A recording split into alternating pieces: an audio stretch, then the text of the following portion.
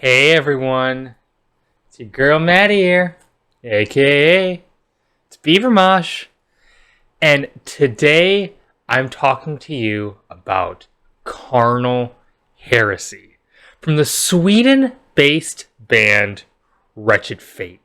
And this record is being released off of Refining Darkness Records. And Carnal Heresy is the second studio release from Wretched Fate, following the relatively well-received Fleshletting. And Wretched Fate's music does call back old school death metal, especially in the lineage of Swedish death metal bands, that's where they're from, such as Dismember and Entombed. However, I would not necessarily tag them only under the moniker of an old school death metal revivalist. Not in my book, not at all.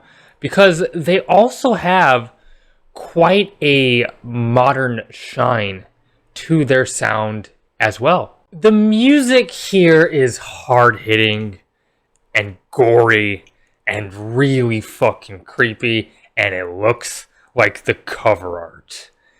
And they're not a one-trick death metal project either, and that's important to mention. No, Wretched Fate takes a lot of interesting turns, both musically, instrumentally, and in its songwriting.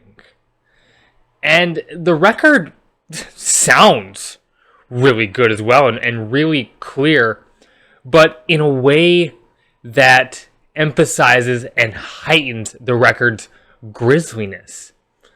Doesn't tame it at all. I mean, take a peek at what they look like. On Mind Desecrator, it wastes no time. You get this right out of the gate, this monstrous shout from vocalist Adrian Selmani. And the drums, this furious, nasty blast beat. It's so friggin' fast.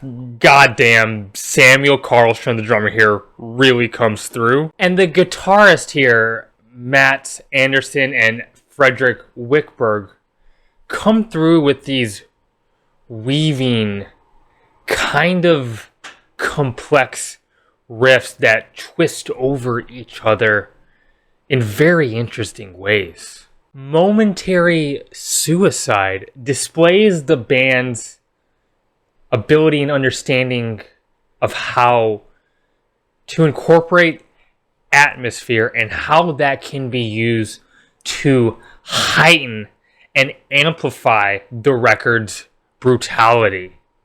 And they do that with these creeping licks and this dissonant harmonics paired with these kind of techie chugs. Robin Magnusson's bass here sounds really good and helps add this nice little punch to the gut for the track.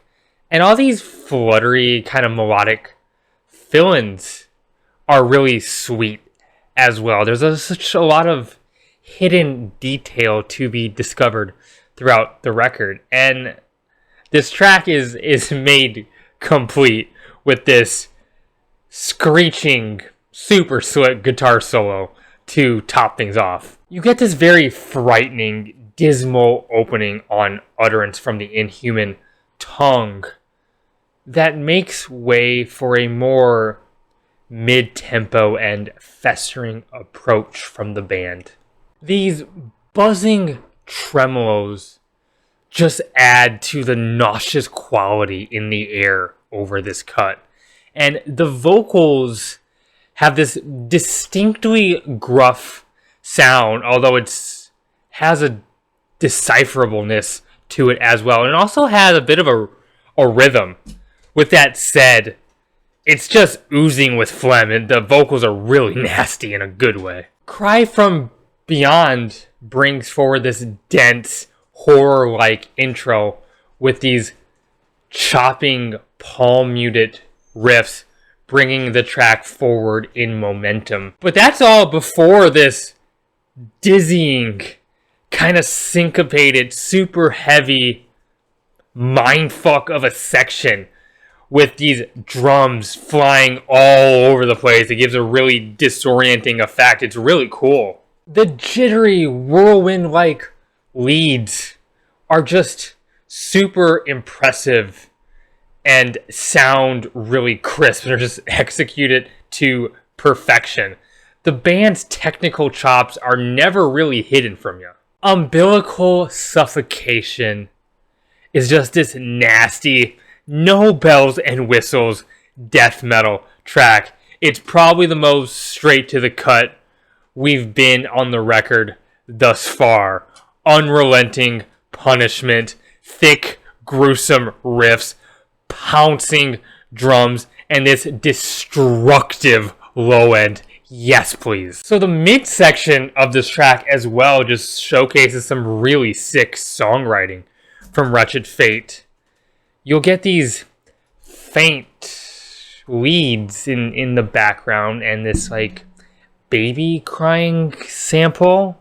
It's really dark, but there will be times where it will snap into these even hammer down riffs and these smashing drums with these punchy vocals to follow before stripping it back down and then throwing it down again and rinse and repeat. It's a really cool way to hit you over the head repeatedly with this harshness. Harlots for Suffering features these swarming, quick-witted leads. Like I said, there is a subtle technical edge to this record, and in a way that conjures up a great atmosphere in a more unorthodox way.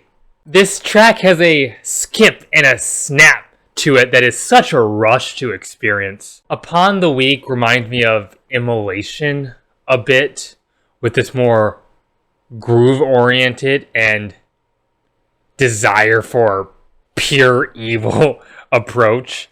And some of the vocal runs here are so vile and gripping and full of scorn. It's fantastic. Morbid Testament successfully utilizes some more quiet space to amplify the more stacked sections of the cut. The band's really good at doing that at certain moments on this record. And there is this looming overall dread to this track. It seems to be budding and evolving over time, eventually and gradually getting heavier and louder as it goes forward. Spineless Horror is just this frenzied riff fest to end the record on.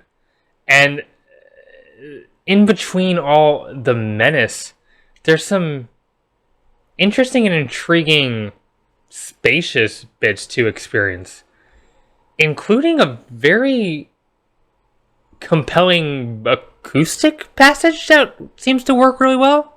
The bass guitar here just adds a real nice muddiness to the track. This album ends just as ferocious as it started. In fact, the album never really loses its core intensity.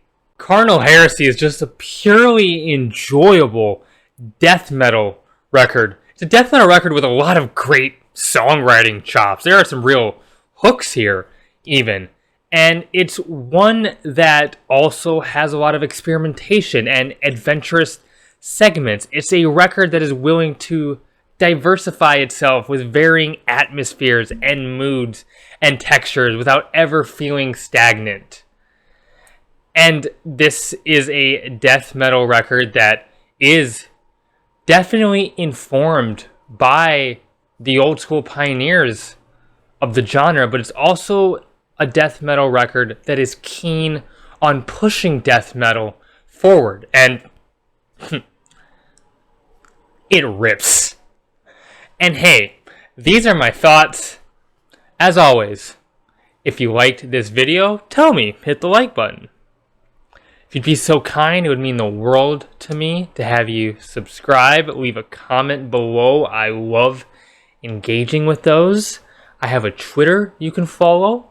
Link to that is in the bio of this YouTube channel. I'm trying not to make a big deal, but it's still mentioning that I do have a Ko-Fi now, if that is a way you'd be interested in supporting the channel. Obviously, no obligation whatsoever. I don't expect that from anybody. Keep it metal. My name is Maddie, aka Beavermosh, and I'm signing off.